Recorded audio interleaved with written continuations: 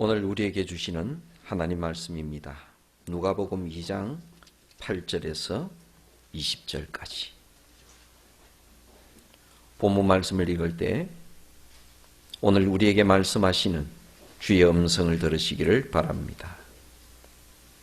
그 지역에 목자들이 밤에 밖에서 자기 양떼를 지키더니 주의 사자가 곁에 서고 주의 영광이 그들을 두루비춤에 크게 무서워하는지라.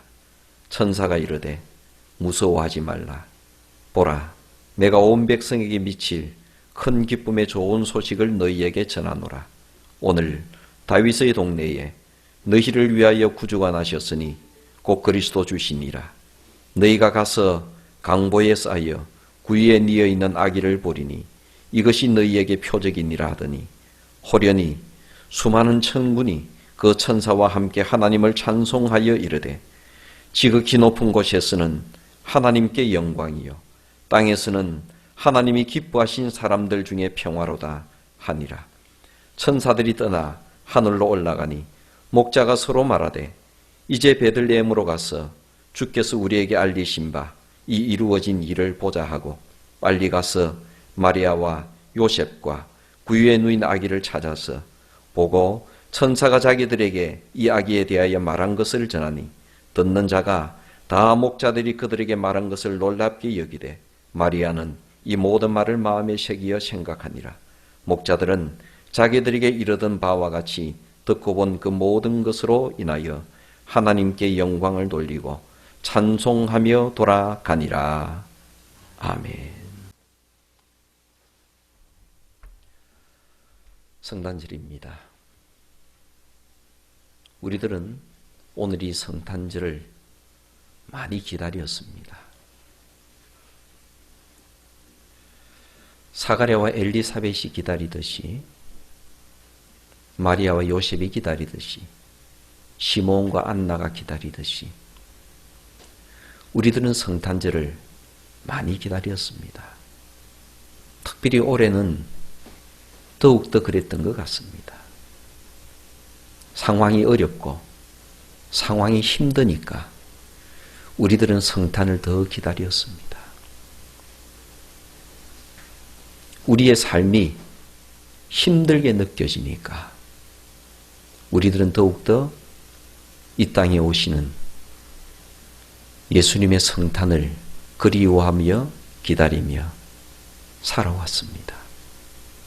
그리고 하나님께서 2020년 성탄절을 우리에게 선물로 주셨습니다. 이것은 특별한 일입니다. 이 땅에 있는 아무나 모든 사람들이 다 성탄 예배를 선물로 받는 것은 아닙니다. 하나님의 기뻐하시는 사람, 하나님께서 기뻐하시는 사람, 이 땅 위에서 메시아를 기다리며 하나님의 기뻐하심을 입은 사람들이 성탄에 참여합니다. 하나님께서 이 땅에 하나님의 아들 메시아를 보내셨습니다. 하나님께서 이 땅에 내려오신 겁니다. 이것이 성탄절입니다. 그리고 그 메시아께서 하나님께서 사람이 되셔서 사람과 같이 살아가신 것, 그 출발점이 성탄절입니다. 이것은 엄청난 역사적 사건입니다. 인류 역사상 단 한 번밖에 없는 유일한 엄청난 역사적 사건입니다. 하나님의 계시적 사건이 역사 속에서 일어난 엄청난 일입니다. 천사들이 노래를 합니다. 지극히 높은 곳에서는 하나님께 영광이다. 그리고 땅에서는 기뻐하심을 입은 사람들에게 평화다. 그렇게 말씀합니다. 두 가지가 나오죠. 하나는 지극히 높은 곳, 하나는 땅. 지극히 높은 곳은 하나님이 계신 곳, 하늘입니다. 땅은 사람들이 거주하는 것입니다. 이 하늘과 땅의 차이는 메꿀 수가 없습니다. 모든 사람들은 그렇게 생각을 합니다. 하나님은 어디 계시냐? 하나님은 하늘에 계신다. 사람은 어디 있느냐? 땅에 있다. 사람의 고향이 어디냐? 사람의 본질이 어디에 있느냐? 사람은 어디로 돌아가야 되느냐? 하늘로 가야 된다. 사람들은 다 그렇게 생각을 합니다. 그렇게 생각을 해왔습니다. 땅에 있는 사람이 땅에서 하나님 나라를 경험하는 것이 아니라 하나님께로 가려고 하게 되면 땅을 버리고 땅을 벗어나서 하늘로 올라가야 됩니다. 그러니까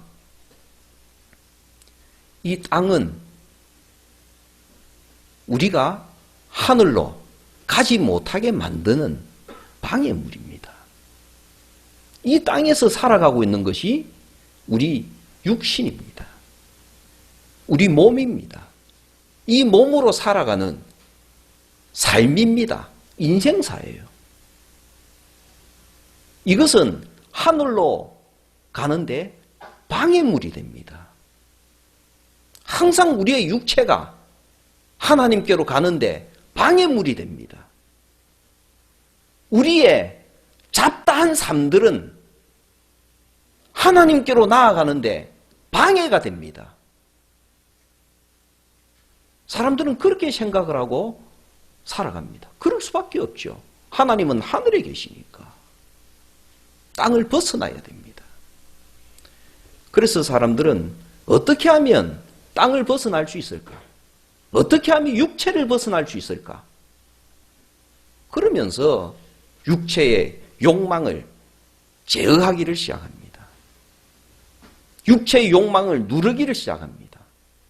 하늘로 가기 위해서는 육체의 욕망을 누그러뜨려야 되니까요. 그리고 우리의 모든 잡다한 삶을, 인생사의 삶을 그렇게 하늘로 가는 데는 그렇게 소중하게 생각을 하지 않습니다. 그리고 우리의 육체도 그렇게 생각을 합니다. 언젠가는 썩어질 육체, 하늘나라 가는데 방해가 되는 육체, 이 모든 땅에 있는 것, 땅에 있는 것은 하나님께로 가는데 방해가 될 뿐입니다. 정말 중요하고 경건한 것은 오직 하나님께 예배드리는 시간이다. 그렇게만 생각하면서 이 땅에 있는 것들을 그렇게 생각을 합니다. 그런데 아무리 노력을 해도 사람은 살아있는 동안에는 하늘로 갈 수가 없습니다. 그래서 살아있는 삶 동안에 우리가 가지는 이 모든 것들을 소중하게 생각을 하지 않습니다. 이렇게 내가 열심히 살아가지만 이것은 다 없어질 거, 이것은 다 헛된 거, 내가 열심히 살아가지만 이것은 의미가 없는 것, 이렇게 생각하면서 하늘만 바라봅니다. 그것이 인생의 사입니다. 그런데 오늘 본문 말씀에서는 하늘에 계신 하나님이 땅으로 내려오셨다고 합니다. 이것은 엄청난 겁니다. 그러면 하나님은 어디에 계십니까? 하나님은 땅에 계십니다. 하나님은 하늘에 계시지만 하나님은 땅에 계시는 거예요. 하나님이 계시는 곳이 하나님 나라입니다. 그럼 땅이 무엇입니까? 땅이 하나님의 나라입니다. 이것이 예수님께서 선포하신 거예요. 하나님의 나라가 이미 너희 가운데 있다. 지금까지 사람들은, 유대인들은 하나님의 나라는 하늘에서 이루어진다고 생각을 했습니다.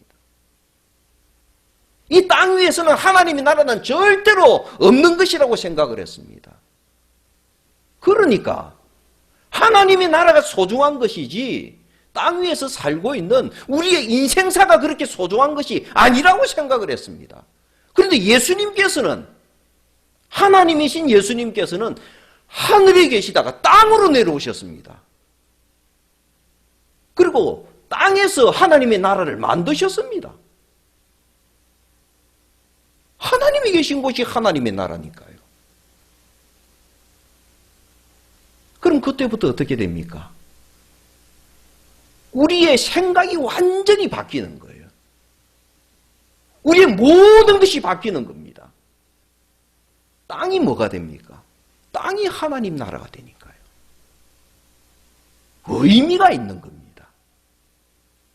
이 땅에서 살아가고 있는 인생 중에서 의미가 없는 인생은 아무도 없는 것입니다. 이곳에서 거룩한 하나님의 나라가 이루어지니까요. 뭘 통해서요? 메시아의 삶을 통해서, 예수님의 삶을 통해서, 예수님의 생애를 통해서, 그리고 예수님의 생애를 길 삼아 걸어가고 있는 사람들에게 하나님의 나라가 이 땅 위에서 이루어지니까요. 이것은 우리 인간의 삶에 대해서 대단한 중요한 전환점이 됩니다. 오늘 성경 본문에 등장하는 사람이, 가장 대표적인 사람이 목자들입니다. 목자들은 땅에 있는 사람들이에요. 그런데 하늘의 천군 천사를 만나고 예수님을 만나기 전까지는 목자들은 이렇게 생각하면서 살았습니다. 우리 삶은 보잘것없어. 우리 삶에 무슨 의미가 있냐? 사람들에게도 인정받지 못해. 게다가 우리는 땅에서 가장 천한 사람들이기 때문에 이 땅에서 가장 고귀하다고 하는 사람들조차도 하나님 나라에 비하면 아무것도 아닌데, 우리들은 이 땅에 있는 사람들 중에서도 제일 천한 사람들이에요. 그리고 우리 삶에 무슨 의미가 있나? 그냥 밥 벌어 먹고 살기 위해서 목동 노릇을 하는 거지.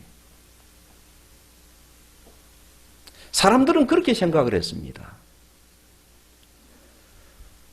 하나님께서 메시아를 베들레헴으로 보내시고, 그리고 베들레헴에 있는 사람들 중에서도 제일 밑바닥에 있는 사람들에게 성탄의 소식을 하나님께서 전하셨습니다. 이것은 복음이 이 세상에 존재하는 동안에 변할 수 없는 역사적 사실입니다. 여기에 하나님의 뜻이 담겨져 있는 거예요. 왜 하나님께서 이 소식을 예루살렘이라는 그 중심지에 있는 사람들에게 전하지 않고 왜 제일 보잘것없다고 생각되는 사람들에게 하나님께서는 전하셨을까요? 이것이 중요한 성탄절의 메시지입니다. 사람들은 그렇게 생각을 합니다. 사람이 사는 세상에는 언제나 중심부가 있고 주변부가 있습니다. 자기들 나름대로는 존귀하고 고귀하다고 생각하는 사람들이 있고, 자기들 스스로도 참 나는 별 볼 일 없는 사람이라고 생각하는, 그렇게 살아가는 사람들이 있습니다.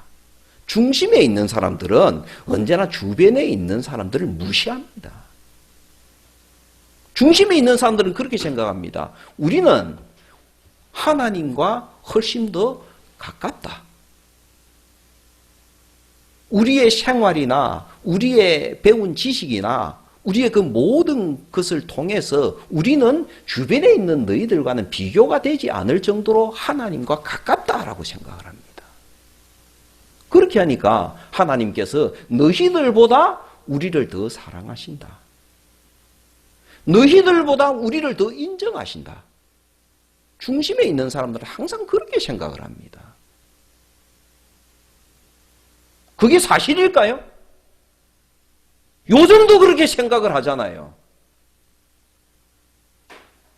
요즘도 사회의 주변부에 있는 사람보다도 사회 중심에 있는 사람들이 더 존경을 받고 더 인정을 받는 세상이잖아요. 만약에 그것이 사실이라면, 그것이 하나님 앞에서 진리라면 하나님께서는 메시아를 베들레헴으로 나시게 할 것 아니라 이 복음의 소식을 목자들에게 전할 것이 아니라 예루살렘으로 전하셨을 것이고 대제사장에게, 왕에게 전하셨을 겁니다. 사실이 아니라는 거예요. 그건 사람들이 만들어낸 거예요. 우리가 하나님과 더 가깝다, 우리가 더 존귀하다, 중심에 있는 사람들.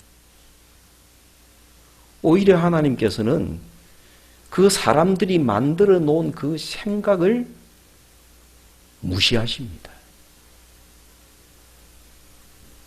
그것은 복음이 아니야.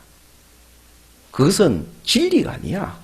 이렇게 말씀하시면서 하나님께서는 의도적으로 베들레헴으로 보내십니다. 의도적으로 목자들을 찾아가십니다. 그러니까 사람들 사이에서 이 사실을, 이것은 뭐 논의나 토론을 통해서 이루어진 것이 아니고 하나님께서 일방적으로 하신 거예요. 이것이 복음입니다. 이것을 우리는 성탄절의 복음으로 간직하고 살아야 됩니다. 많이 생각하셔야 됩니다. 때때로 우리가 사회의 중심부에 들어갈 때도 있습니다. 다른 사람에게 인정받는 자리에 오를 때도 있고요. 그럴 때 이 복음을 생각해야 됩니다. 그럴 때는 자기가 마치 하나님과 더 가까운 것처럼, 자기가 다른 사람보다도 더 훌륭한 사람인 것처럼 생각될 때가 있습니다.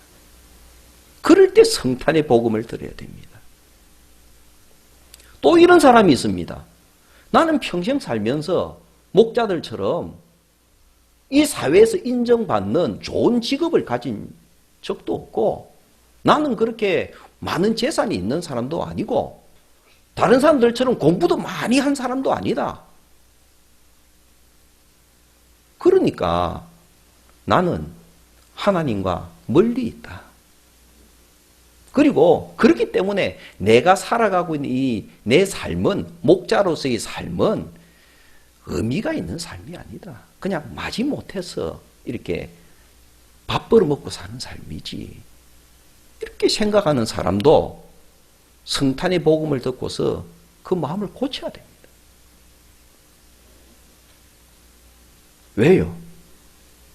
하나님께서는 목자들을 찾아가셨으니까요. 그리고 목자들에게 메시아를 만나게 하셨으니까요. 메시아를 만나고 살아가는 삶이 하나님 나라에서 살아가는 거잖아요. 목자들이 그 뒤에 자기의 뭐 직업을 바꾸었다든지, 목자들이 그 뒤에 뭐 큰 돈을 벌었다든지, 마음을 고치고 공부를 해서 랍비가 되었다든지 그런 기록 없습니다. 아마 목자들은 그 이후에도 목자로서 훌륭하게 살아갔을 겁니다. 목자로서 의미 없게 살아가다가 메시아를 만나고 난 뒤에 목자로서 훌륭한 목자가 되어서 살아갔을 겁니다. 깨달은 게 이것이지요. 아, 내가 목자로서 살아가는 것도 의미가 없는 삶이 아니구나. 이렇게 살아가는 거예요. 그러니까 찬송하면서 가죠. 메시아를 만나고 난 뒤에 찬송을 하면서 살아갑니다. 찬송은 기분이 좋을 때, 내가 뭔가가 충만할 때, 그때 부르는 것이 찬송이잖아요. 자기 자신을 인정하게 됩니다. 그러고는 살아가는 거죠. 하나님께서 인정해 주시니까.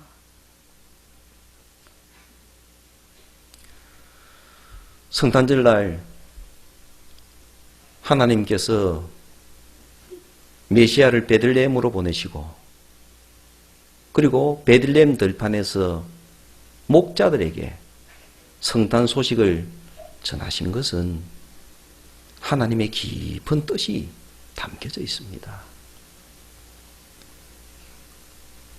오늘도 우리들은 이 세상 한복판에서 살아가면서 오늘도 이 세상을 향하여 울려 퍼지는 하나님의 음성을 들을 수밖에 없습니다. 하나님께서 이 땅의 중심이라고 생각되는 그 사람들에게 메시아를 보내지 않으셨다 하는 것을 우리는 깊이 생각하셔야 됩니다. 정말 주변에 있는 사람들에게 하나님 보내셨다. 그러므로 하나님 앞에서는 중심과 주변이 구분이 없습니다. 단 주변에 있는 사람들보다도 중심에 있는 사람들이 훨씬 더 교만합니다. 그러므로 하나님께서는 주변에 있는 사람을 일으키시는 겁니다. 뭘 얘기합니까? 교회는요, 항상 역사의 중심에 있으면 안 됩니다. 교회가 오늘날 이 사회에서 정치처럼 중심에 있으면 안 된다고요. 그러면 예루살렘이 됩니다. 교회는 언제나 사회의 주변에 있어야 됩니다. 사회 주변에 있으면서 이 사회의 중심부를 향하여서 그것은 주의 뜻이 아니다 라고 말을 하는 것이 교회여야 합니다. 교회의 역사를 보게 되면 교회가 이 사회의 중심부에 들어있을 때 얼마나 악을 행했는지 모릅니다. 콘스탄틴 대제의 로마 국교로 교회가 선포되고 난 이후에 교회가 얼마나 사회의 중심이 되어서 이 사회의 주변을 압박을 했는지 모릅니다. 그 거대한 제국을 이용해서 교회가 주변에 있는 약소 국가들을 얼마나 압박을 했는지 모릅니다. 그건 복음이 아니에요.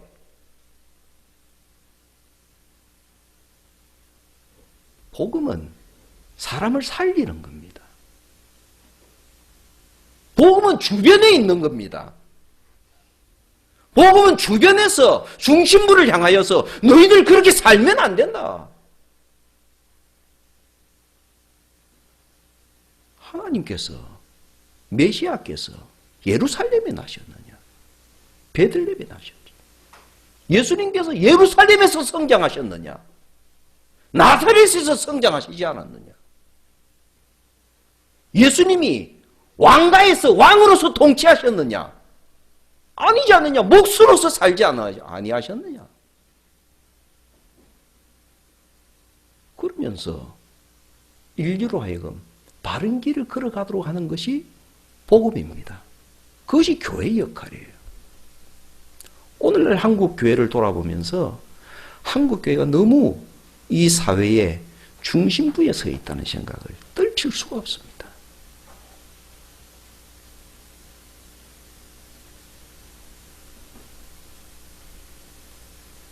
교회는 자기 자리로 돌아가야 됩니다. 교회가 권세가 있으면 안 돼요. 교회가 세력이 강하면 안 됩니다. 중심에 서 있는 정치와 한편이 되면 안 됩니다. 교회는, 복음은 주변에 있어야 하는 거예요. 목자들과 함께 있는 겁니다. 나사렛에서 있는 겁니다. 우리가 또다시 묵상해야 될 내용은 성탄절의 복음은 목자들의 삶을 일으켜 주셨다는 겁니다. 목자들이 찬송하도록 만드는 것이 복음이었습니다. 목자들은 주님을 만나고 난 이후에 찬송하면서 살았습니다. 성도 여러분, 오늘날 우리가 이 시대를 살아가는 것은 쉽지 않습니다. 특별히 우리나라는 극단적 자본주의 국가이기 때문에 이 상황에서 그리스도인으로 살아간다는 것은 굉장히 어렵습니다.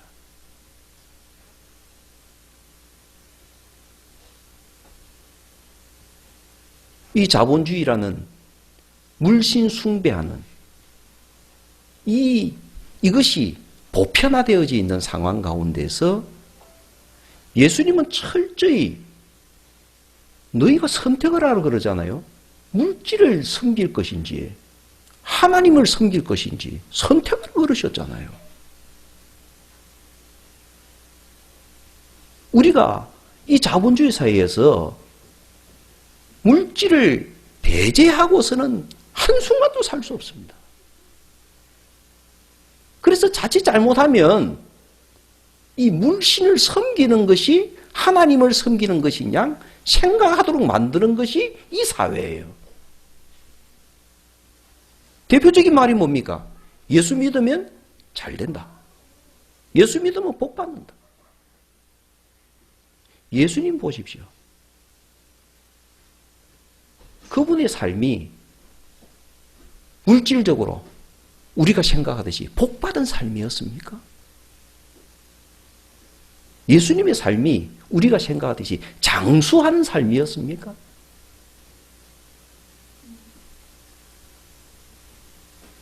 하나님 나라 가운데서 살아간다는 건 뭘까요? 목자들이 찬송하면서 살아간다는 건 뭘까요? 예수님께서 너희 자신들이 십자가를 짊어지고 나를 따라오라고 말씀하신 그 삶은 뭘까요?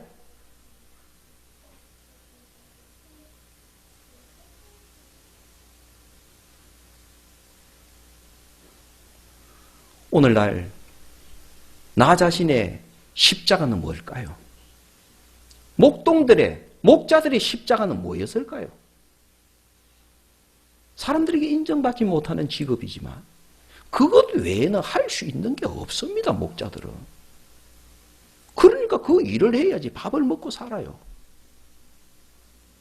그래서 전에는 그것이 참 마지 못해서 한다고 생각했습니다. 그러나 메시아를 만나고 난 뒤에는 하나님께서 인정해 주시는 삶이구나. 이 목자로서 살아간다는 것은 하나님께서 인정해 주시는 삶이구나. 하나님께서 인정 안 하시면 목자를 찾아오시겠습니까?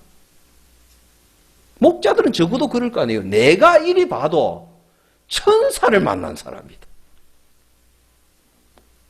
내가 목자였기 때문에 천사를 만났다고요. 그럼 목자의 삶이 의미가 없는 겁니까? 무슨 말씀을요?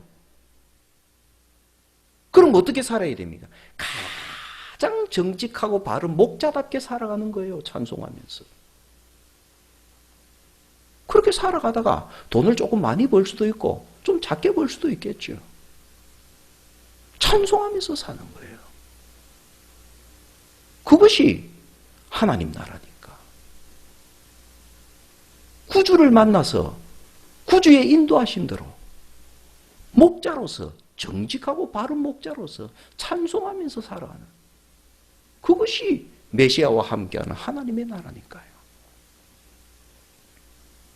오늘 그리스도인들이 진정으로 바라게 될 복이 뭘까요? 우리가 성경에서 배우게 된 하나님의 나라가 뭘까요?